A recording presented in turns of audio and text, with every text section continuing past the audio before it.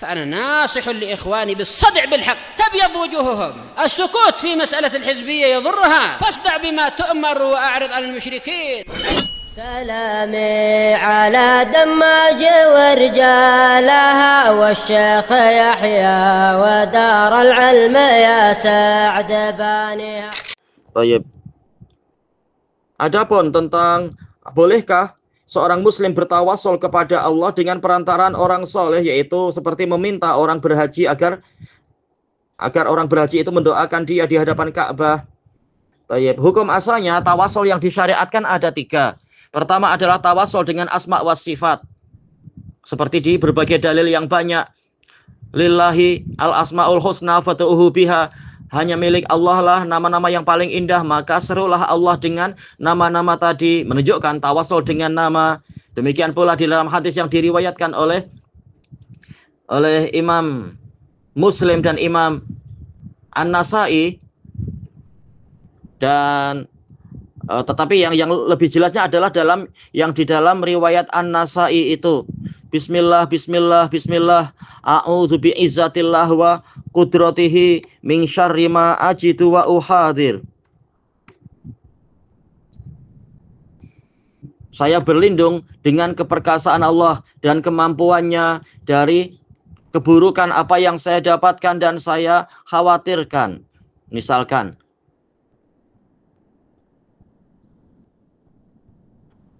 menunjukkan boleh tawasul dengan sifat-sifat Allah Ta'ala. Yaitu hadis Utsman ibnu Abil As yang diriwayatkan oleh Abu Dawud, diriwayatkan oleh At-Tirmidzi, oleh Ibnu Majah, dan juga diriwayatkan oleh An-Nasai. Boleh tawasul dengan asma wa sifat. Kemudian yang kedua adalah tawasul dengan amalan. Seperti yang banyak dicontohkan oleh Allah Ta'ala di dalam Al-Quran.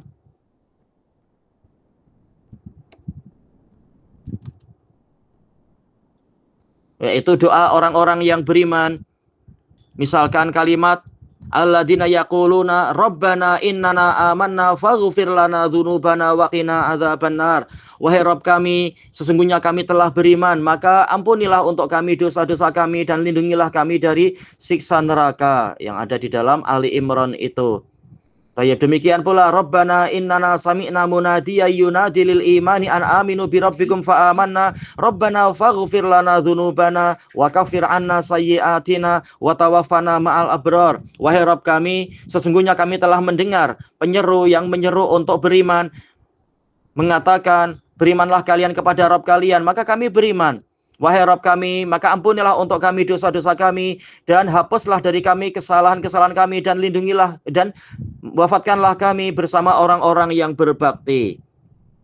Tayyib. Dan beberapa contoh yang lain menunjukkan boleh tawasul dengan amal soleh. Demikian pula yang diriwayatkan oleh Imam Bukhari dan Muslim tentang 3 orang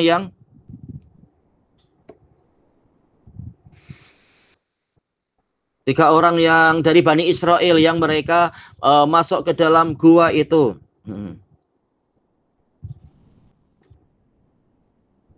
Kemudian mereka tawasul dengan amal-amal soleh mereka. Kemudian Allah Ta'ala mengabulkan doa mereka. Maka ini kata para ulama menunjukkan boleh tawasul dengan amal soleh. Amal soleh diri sendiri, bukan amal soleh orang lain. Yang ketiga adalah tawasul dengan doa orang soleh dengan syarat dia masih hidup dan dia ada kemampuan, dia hadir dan ada kemampuan untuk berdoa. Ini ma'ruf dengan dalil banyak sekali. Para sahabat datang kepada Nabi minta didoakan ini dan itu dan seterusnya. Baik itu yang di dalam sahih ataupun yang hatta dalam Al-Quran.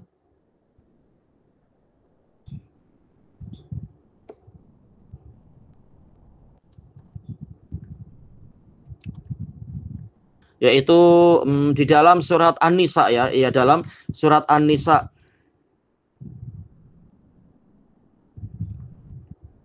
Yaitu walau annahum idzalamu anfusahum ja'uka fastaghfarullah wastaghfara lahumur rasul lawajadullaha tawwabar rahima. Seandainya mereka itu tatkala mereka menganiaya diri mereka sendiri, mereka datang kepadamu, kemudian mereka mohon ampun kepada Allah dan Rasul memohonkan pengampunan untuk mereka, niscaya mereka akan mendapati Allah itu Maha menerima taubat lagi Maha penyayang. Menunjukkan boleh minta doa kepada orang soleh. Sebagaimana juga di dalam hadis yang diriwayatkan oleh Imam Muslim,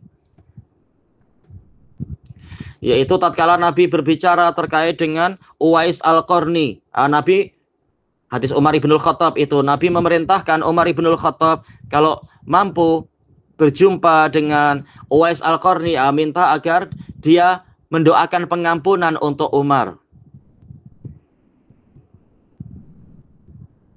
Tayyib. Bahkan bukan hanya Umar yang disuruh. Ya, diriwayatkan oleh Imam Muslim hadis Jabir ya, hadis Jabir. Nabi mengatakan faman laqiyahu minkum falyastaghfir lakum. Barang siapa dari kalian berjumpa dengannya, maka hendaknya diminta agar dia memohonkan pengampunan untuk kalian. Ini menunjukkan disyariatkan untuk minta doa orang soleh. Tapi bukan orang yang sudah mati tentunya, ma'ruf yang seperti ini. Dan juga datang dari hadis Umar, betul. Selain hadis Jabir, juga hadis Umar diriwayatkan oleh Imam Muslim. Yang mana Rasulullah bersabda kepada Umar, yaitu inna khairat tabi'in rajulun yuqalu lahu Uwais wa lahu walidatun wa kana bihi bayat fa muruhu falyastaghfir lakum. Iya, sesungguhnya aku mendengar Rasulullah SAW bersabda, sesungguhnya tabi'in terbaik adalah lelaki yang dipanggil dengan Uwais. Dia punya ibu dan dia punya penyakit belang. Maka mintalah oleh kalian, ini perintah umum, mintalah oleh kalian kepadanya agar dia memohonkan pengampunan untuk kalian. Ini menunjukkan boleh minta doa dari orang soleh. Dan tentunya bukan hanya untuk Uwais, bukan hanya untuk Rasulullah SAW. Buktinya apa? Tatkala Uwais didatangi oleh orang lain yang pulang haji, kemudian orang itu memintakan pengampunan untuknya. Maka Uwais mengatakan kepada orang itu, anta ahdatsu ahdan bisafarin soleh fastaghfirli. Engkau adalah orang yang baru saja mengadakan perjalanan yang bagus, yaitu perjalanan haji, maka mohonkan pengampunan untukku. Menunjukkan orang ini apa? Secara umum orang ini telah mengadakan amal soleh. Walaupun tidak ditanses dia orang soleh, tapi ada harapan orang yang berhaji itu menjadi orang soleh. Maka Uwais minta agar orang itu mendoakan untuknya. Maka insya Allah yang seperti ini tidak mengapa, yaitu minta kepada orang yang berhaji, tolong nanti doakan ya di hadapan Ka'bah. Insya Allah tidak masalah itu. Karena menghadap ke Ka'bah ada keutamaannya insya Allah di dalam pengabulan doa dan seterusnya. Yang penting jangan mengatakan tolong sampaikan kepada Rasulullah agar mendoakan saya begini-begini. Ini salah, minta doa orang mati tak boleh. Walaupun orang yang di alam kubur itu ada kehidupan, tapi mereka sudah dihukumi sebagai orang mati, tak boleh. Tapi untuk orang yang masih hidup tidak mengapa. Tanpa kita mengklaim orang ini wali, tanpa kita memastikan orang ini wali, tapi kita harapkan dia orang soleh, minta doa, tidak masalah itu. Tolong doakan saya, ini tidak masalah. Yang penting tidak sering-sering. Imam Ahmad tidak suka melakukan itu sering-sering. Karena khawatir nanti setiap kali didoakan kemudian terkabul misalkan, akhirnya timbul pengkultusan kepada orang yang dimintai doa. Nah, Imam Ahmad tak suka itu. Tapi ketika dimintai dan orangnya kemudian pulang, tetap Imam Ahmad mendoakan. Dan ternyata dikabulkan. Menunjukkan memang boleh, masalah boleh. Tawasul yang betul, tawasul kepada orang soleh yang masih hidup dan seterusnya itu tadi. Masih hidup, mampu dan dalam hukum dia hadir di situ. Wallahu a'lam, walhamdulillahi rabbil alamin.